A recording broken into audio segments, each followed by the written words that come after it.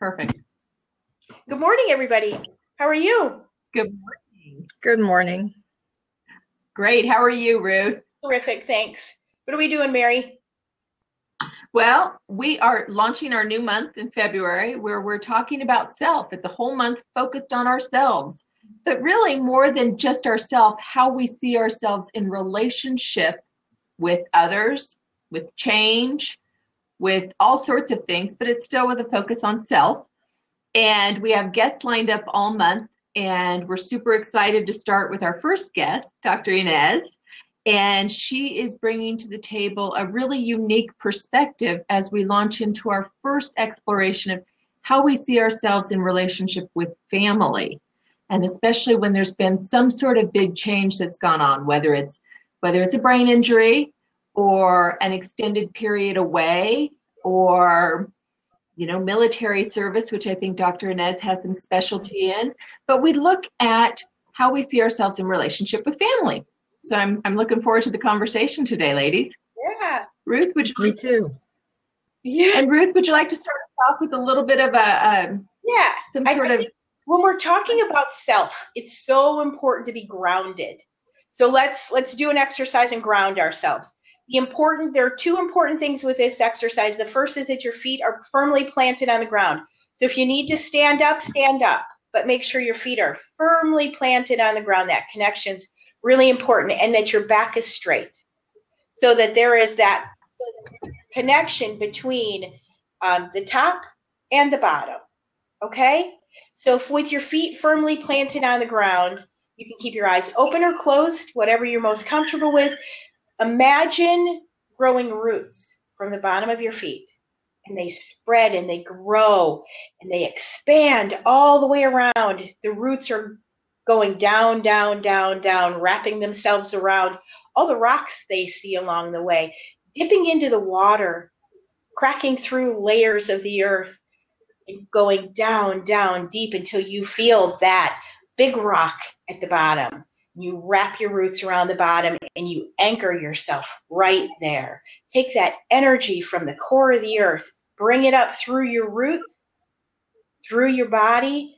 Feel it enter through your feet. Feel all this good energy coming in from the bottom. You're grounded down into the earth.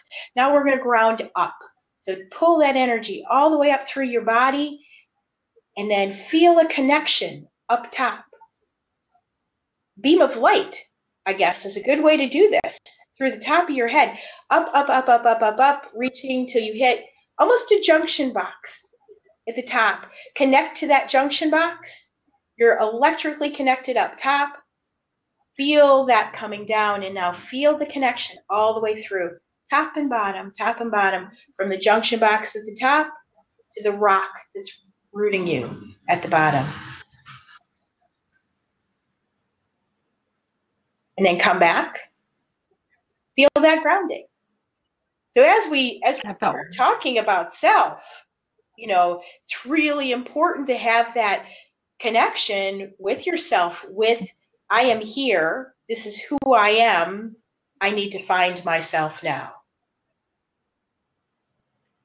That was wonderful. Thanks, Ruth. You're welcome. And I think it brings us right around to being able to talk about where we find ourselves in relationship. And some of the relationships that we'll address today are the relationships with our spouses, which is a big one, especially when there's been any kind of a big change, and with our siblings, with our children, all sorts of family dynamics that can change and be affected when there's a big change. Dr. Inez, you have so much experience in this arena. Can you share with us your background? Could you repeat it again? I'm having trouble hearing you. Absolutely. You have so much experience in working with families that have gone through a big change. Can you share with us your background and some of the things that you've learned along the way? Yes. Well, I've worked for the military for many years. And so, I experience people coming back from deployments and trying to re-engage with family, being there again, transitions that happen, particularly if there are some issues around injuries or, PTSD, how families try to find a new normal and reposition themselves. So that's been one of my experiences. And I'm also very interested in just changes, transitions, particularly for women. Anytime anything changes, how you have to reinvent yourself. On a personal level, right now, I just retired from being in the military. This is my first week being retired. How many years? And as you say, with spouses, I think my husband and I are trying to find out what that's going to be like to be together. So there's a lot of changes that happen. So Ines, how does your experience working with military families translate to what you're going through right now, trying to figure out how you and your spouse, is there something that you can take from your experience with military families and translate that into the change that you're I think it is about being comfortable with change. I think we are all in some ways kind of drawn into our routines, drawn into kind of everything being predictable. And when life becomes unpredictable is when it's very, very difficult, and so being able to kind of go with the punches a little bit, kind of go back and forth, and being, able to adapt as necessary. And I think that's one of the things I witnessed with military families having to readjust, because for the spouses that stayed behind, it was kind of a new normal, and then suddenly having the spouse come home and readjusting to that, it's a change. Oh, you brought up something really interesting. Sorry, Mary. There are two big changes there. So you've got two adjusting to new normals. The family that's left home, needs to establish this new normal, whether that's just a spouse or a spouse's children, or parents, or extended family, whatever that is. So they've established this new normal, and then you throw someone else in, and you've got to do that all over again. What does that do to the dynamics? What have you seen that do to the dynamics of a family? Well, it takes some adjustment. It changes the dynamics, and there can be a lot of kind of, I don't want to say necessarily arguments, but there can be some readjusting, because people don't know who they are, who they should be, what the expectations are. Right. Expectations really change. What would be your advice then for people who might be approaching a change like that? They're anticipating it, whether it's a retirement or a spouse coming back. Are there exercises or questions that you've come up with that might help people prepare for that big change? I think probably the biggest change, or the biggest thing, that is about taking it easy, slowing things down, having patience. Slowing down is probably, I work a lot with couples, and one of the things that happens with couples is that things just kind of keep going, and before you know it, you're off and running. And one of the big things is to slow things down, to look at what's happening, to understand what is happening, to kind of talk about the emotions that are going on. When you said this, I felt that, or those kind of things, just to really slow down. And I think that's probably the biggest piece of advice that I would give, is to just slow everything down, and, to talk about what the expectations are. Sometimes you throw another monkey wrench into this too. When you've got someone who's coming back from war, for example, and you're dealing with other conditions, you're dealing with PTSD or potentially TBI. I know we don't want to focus too much on that, but those things add another element, don't they? And how do you help people understand new normal? Okay. So let me rephrase this question. You've got somebody who's coming back from war, a changed person. They've adapted to their new normal as well, or they're trying to adapt to their new normal. And then you're throwing that into a situation where you got to find it together. How do you talk to a spouse or a parent about how to re-engage with somebody who really isn't the same person anymore? Well, when I work with soldiers or their families, one of the questions is, particularly coming back from a deployment, one of the questions I always ask them is how did they change? The spouse will tell me he's not the same person, or the soldier will tell me he or she, I'm just not the same person. And so how did it change? And that person needs to find themselves first. They need to know who they are. They need to kind of find their new normal so that they can then incorporate the family into it. And, that can be very difficult. That can be one. Yeah. That's kind of why I believe therapy is a really important element, is to be able to kind of rediscover who you are and how those experiences changed you. Mm-hmm. I think that's such an important point too, because I think so often we don't anticipate that we are the ones who change in a dynamic, or we don't recognize how we have changed. Mm-hmm. I think about, when my parents died, and I didn't anticipate the loss of my parents to have, of course, everybody knows it's going to have an impact, but to change who I was at the core and how I saw the world and how I reflected on my relationship with them. It changes people when there's any kind of significant change in the dynamic, I think. Mm-hmm. And my husband had a really difficult time relating with me. I had lost both of my parents before he lost both of his. And I think in particular that same-sex parent for me had an impact, and it did for him. So I lost my father first, but then I lost my mother, and he lost his mother, but then it was his father.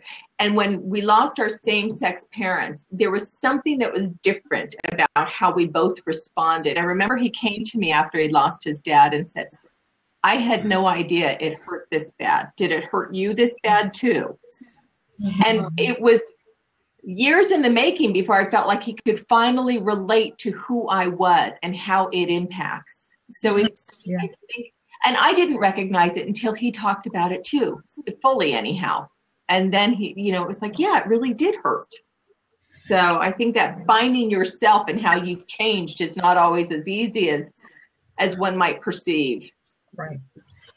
And I think we don't always necessarily recognize that the events in our lives actually do change us. And there's so many transitions. There are so many that, we just kind of assume are part of normal life. Mm-hmm. And we don't sit and reflect and recognize that, just kids will change, getting the driver's license, then, the high school prom, then beginning dating, then parenthood, getting married, parenthood, first job, all of those. And then as we become older, unfortunately, there may be some illnesses, there may be deaths, there may be retirements. All of those are kind of the fabric of our lives, to kind of coin a commercial, but they do really make a difference in who we become. Yes, I agree with that. And we have our fourth friend here, right? Is that right? Well, the fourth friend was actually someone who was a really good friend of mine, who I shared the link with. Right. Okay. And I wanted her to come. She's Dr. Goldberg, who is a professor at Duquesne. We had an amazing conversation last week about. Oh, you did? Yeah, we did. Yes. So we did. Dr. Goldberg, you have some perspectives on a couple of things that, the changes post-stroke and the changes to career. You've got adjusting to this new career thing as well. And how does that change your relationships? How does that play out in your relationships? Don't mean to put you on the spot, but I am. Well, I'm still in the midst of all of it. We can't hear you. Can you hear me now? That helps. Okay. I have to hold it closer. Yeah, I'm still. I don't have any sound. Do you? I do. Huh. Okay. I do, Ruth. Okay. The record button is on. Yeah, I can hear. I can hear. Got it. Okay. Well, there we go. Sorry. Okay, good. No problem. So I'm still in the middle of figuring it all out, and it's hard. I'm listening to Inez, and she sounds so great. I can't even talk like that anymore. So I don't know. It's just weird to be in such a transition. Mm-hmm. Yeah, and your relationships change, and finding out what we're talking about today is how we find ourselves and how we see ourselves within those relationships with spouses, with parents, with siblings, relationships with our siblings change, and extended family, those people who may not be blood but are every bit as important. So I'm trying to figure out how my identity with them changes. Am I sort of a disabled person? Am I a person who is ill? I don't even know what my identity is anymore. Yeah, and how much of that do you think revolves around how you see yourself? Yeah. Yeah, Ines? Yeah, sometimes I think I'm fine, and then I'll fall down, and then, okay, I'm not fine. Yeah. Yeah. Such a normal thing that feels so abnormal, doesn't it? That's right. I guess normal people fall down too sometimes. No, I can't believe I'm using the word normal, but yeah, right. It's like, how do I see myself? Am I now a disabled person, or what? I don't even know. Yeah.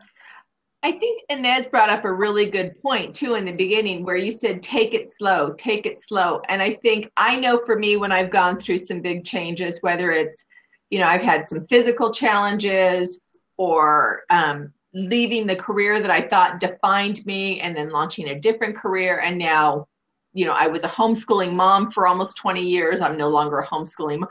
All of those things change. But I think in our society, there's such an attitude of, well, you just pick yourself up by the bootstraps and you move on. And there isn't a whole lot of room for taking it slow. And I think that's one of the things that I know I personally have struggled with when it comes to discovering who I am in a new normal and how my sense of self has changed. Do you have any tips or tricks, Inez, that you have offered up to the people that you've seen? Well, when you were talking about it, what came into my mind is the idea of a rhythm, that there's almost a new rhythm to life. And then finding kind of like what that rhythm is for you, where, in music, it could have been, a rock song before. Now it may be something more mellow. And music can be something that can be very useful. So being able to kind of look for, maybe a theme song that kind of helps to define you now. Kind of finding something that you can kind of identify with and have it be who you are starting to become. Again, I'm reminded about a recent song that I hear about. It's called "This Is My Fight Song." It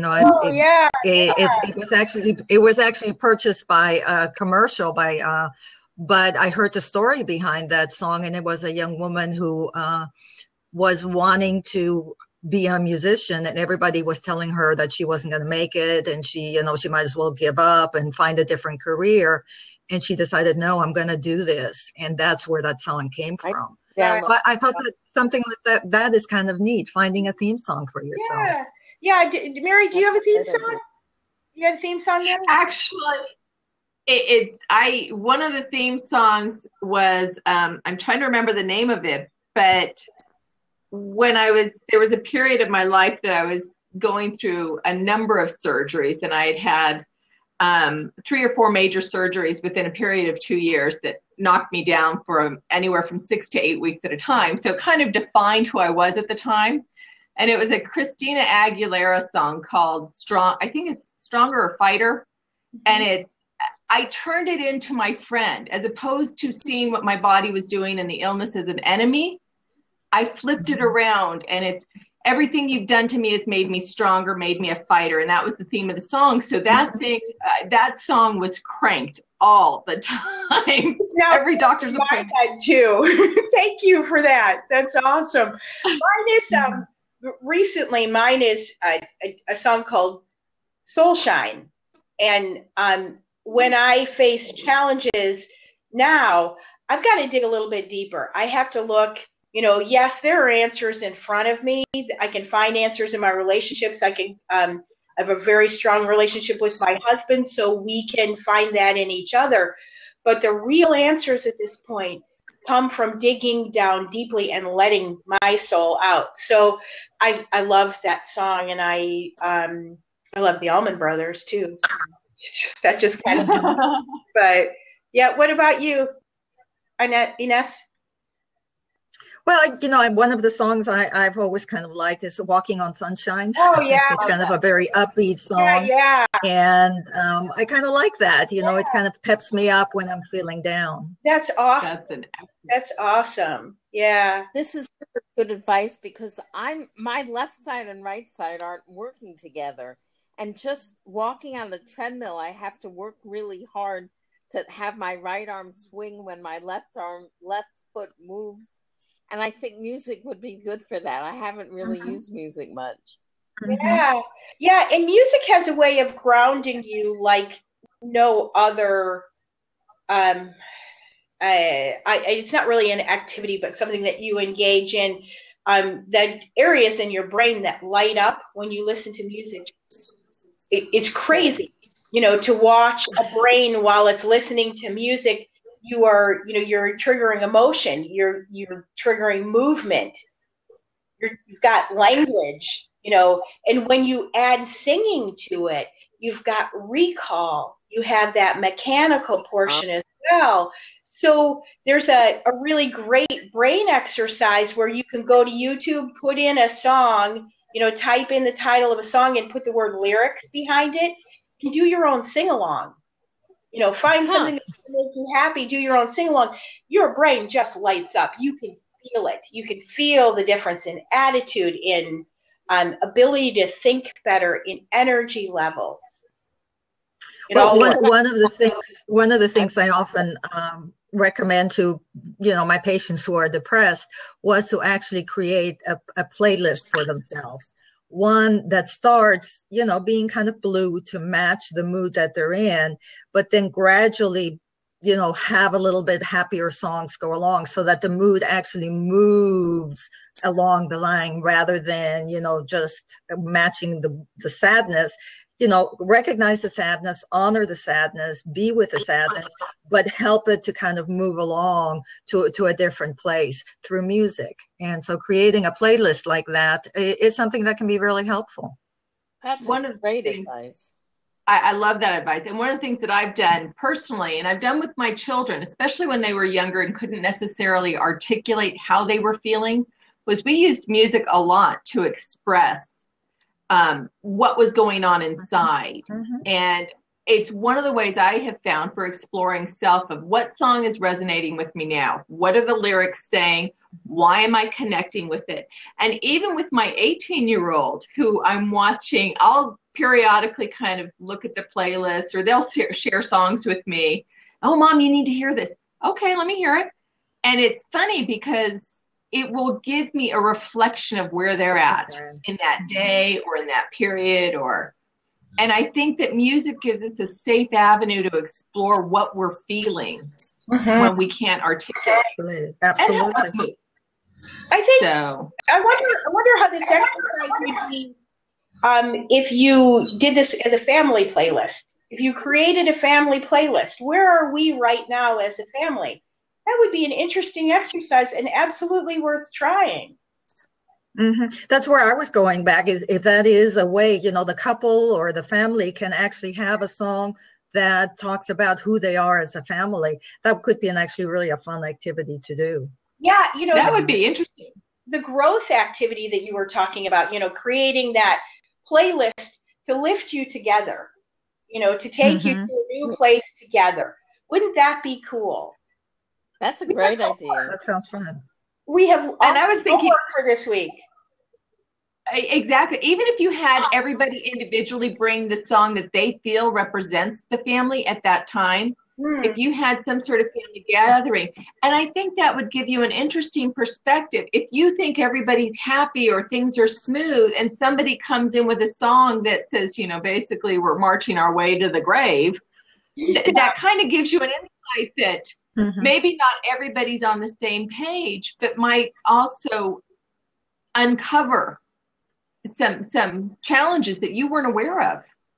Because I think articulating when you have changed or when things have changed in a relationship can be challenging and threatening and unnerving, depending on the personalities that are involved. You know, one of the other things along this line is to also be an observer, you know, to step outside oneself and, you know, almost like study a culture. A family is a culture. And this idea of being an anthropologist and observing what is happening and then being able to talk about it. That's something that is a very interesting exercise to do also. That is a really, really good point. And I think it's easily forgotten because we do get caught in the busyness of it. I'm thinking as a mom, you know, I'm such a, I hate to say it this way, but taskmaster. I mean, I'm kind of at the helm of the ship all the time. And so you get used to keeping things running. That taking time back to observe is not necessarily something that's in my when I work with couples, I often ask them, if I were a fly on the wall of your kitchen, what would I be observing? What would I notice?